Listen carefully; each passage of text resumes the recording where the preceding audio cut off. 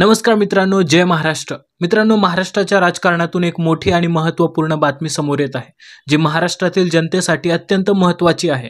ती बातमी अशी आहे की मुख्यमंत्री एकनाथ शिंदे यांच्यासमोर आता भारतीय जनता पक्षात विलीन होण्याशिवाय दुसरा कोणता पर्याय उरलेला नाही. आपण जे ऐकले ते अगदी बरोबर आहे. राज्यातील सध्या राजकीय परिस्थितीनुसार अशी 5 महत्त्वपूर्ण कारणे आहेत, जी स्पष्टपणे दर्शवतात की एकनाथ शिंदे यांचा राजकीय प्रवास आता अंतिम टप्प्यात पोहोचला आहे आणि त्याचा शेवटचा थांबा हा भाजपचे प्रवेशद्वार असणार आहे. थोडक्यात सांगायचे तर राजकीय दबावामुळे किंवा परिस्थितीमुळे एकनाथ शिंदे यांना लवकरच त्यांच्या गटासह भाजपमध्ये विलीन व्हावे लागू शकते. याबद्दल आपल्याला अधिक सविस्तर माहिती किंवा ती 5 कारणे जाणून घेऊया मित्रांनो. तुम्ही जर या चॅनेलवरती पहिल्यांदा आला असाल तर कृपया सबस्क्राईब करा आणि बेल आयकॉन नक्की दाबा, जेणेकरून आम्ही करत असलेली सर्व राजकीय बातम्या विश्लेषण तुमच्यापर्यंत सतत पोहोचत राहील. मित्रांनो, पहिलं कारण असू शकतं उद्धव ठाकरे विरुद्ध एकनाथ शिंदे म्हणजेच प्रतिमेची लढाई. 2019 ते 2025 या काळाच्या महाराष्ट्राच्या राजकारणाने मोठे चढ उतार अनुभवले. या संपूर्ण राजकीय नाट्याने मुख्य पात्र होते एकनाथ शिंदे. त्यांनी बंडखोरी करत राज्याचे मुख्यमंत्री पद मिळवले. मात्र आजची परिस्थिती पूर्णपणे वेगळी आहे. ज्या भाजपच्या पाठिंब्यावर शिंदे यांनी सत्ता स्थापन केली, त्याच पक्षाकडून ते आता बाजूला सारले जात आहेत असे चित्र दिसत आहेत. या उलट उद्धव ठाकरे यांनी मागील काही वर्षांमध्ये आपली प्रतिमा एक शांत, संयमी आणि संतुलित नेते म्हणून यशस्वीरित्या उभी केली आहे. त्यांच्या शांत, संतुलित नेतृत्वामुळे समाजातील प्रत्येक स्तरावर एक आस्था निर्माण झाली आहे. या उलट एकनाथ शिंदे यांच्या जाहीर सभांमध्ये बहुतांशी फक्त भाजपच्या कार्यकर्त्यांची गर्दी, तसेच नाराज असलेले आमदार आणि एकंदरीत गोंधळाचे चित्र दिसून येते. लोकांच्या मनात आता शिवसेना म्हणजे ठाकरे ही ओळख पक्की झाली आहे.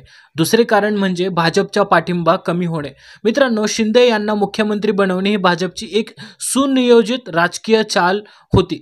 या खेळीचे मुख्य उद्देश हे होते उद्धव ठाकरे यांना राजकीयदृष्ट्या दुर्बळ करणे, शिवसेनेचे 2 तुकडे करणे. आता मात्र भाजपचे ध्येय पूर्ण झाले आहे. शिवसेना दुभंगली आहे.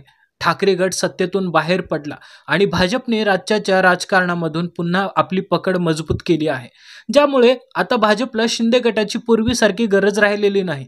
भाजप आता स्वबळावर आगामी निवडणुकांसाठी सज्ज होत आहे.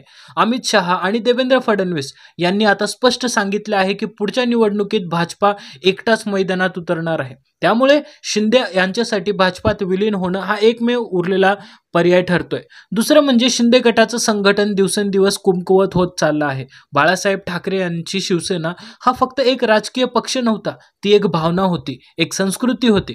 पण शिंदे यांनी बंड करून त्या परंपरेला तडा दिला आणि त्याऐवजी काही नवीन उभारता आलं नाही. त्यांच्या सभांमध्ये न तो पूर्वीसारखा उत्साह दिसतो, न स्पष्ट धोरण. आमदार केवळ सत्तेच्या मोहात अडकले आणि कार्यकर्ते भविष्यातील दिशेबद्दल संभ्रमित झाले. राजकारणात केवळ सत्ता पुरेशी नसते, मजबूत संघटन तितकंच महत्त्वाचं असतं आणि सध्या शिंदे गटात तेच नाही. म्हणूनच टिकावासाठी त्यांना मोठ्या पक्षाचा म्हणजेच भाजपाचा आधार घ्यावा लागणार आहे. आणि चौथं कारण म्हणजे भाजपाचं मिशन आता पूर्ण झालं आहे. भाजपाने शिंदे गटाचा वापर मुख्यतः ठाकरे गटाला कमजोर करण्यासाठी केला. हे त्यांचं मिशन पूर्ण झालं आहे आणि आता भाजप नवीन चेहरा पुढे आणण्याच्या तयारीत आहे. उदय सामंत यांसारख्या नेत्यांना पुढे करून भाजप आपलं स्थान अधिक मजबूत करत आहेत. भाजपला असा नेता हवा असतो जो पक्षाच्या नियंत्रणाखाली राहील. पण शिंदे मात्र वारंवार स्वतंत्र भूमिका घेत आणि भाजप अशा स्वच्छंदी नेत्यांवर दीर्घकाळ विश्वास ठेवत नाही. म्हणूनच येत्या काही महिन्यांमध्ये शिंदे गट भाजपात विलीन होतोय अशी बातमी आली तरी काही आश्चर्य वाटायला नको. 5वं कारण म्हणजे निवडणुकीचा दबाव आणि अस्तित्वाचा प्रश्न. आगामी स्थानिक निवडणुकांच्या पार्श्वभूमीवर शिंदे गटाचं चिन्ह, संघटन आणि जन आधार हे तिन्ही कोसळलेले दिसत आहेत. खरं सांगायचं तर शिवसेना ही ओळख पुन्हा उद्धव ठाकरेंकडे परतण्याची शक्यता वाढली आहे.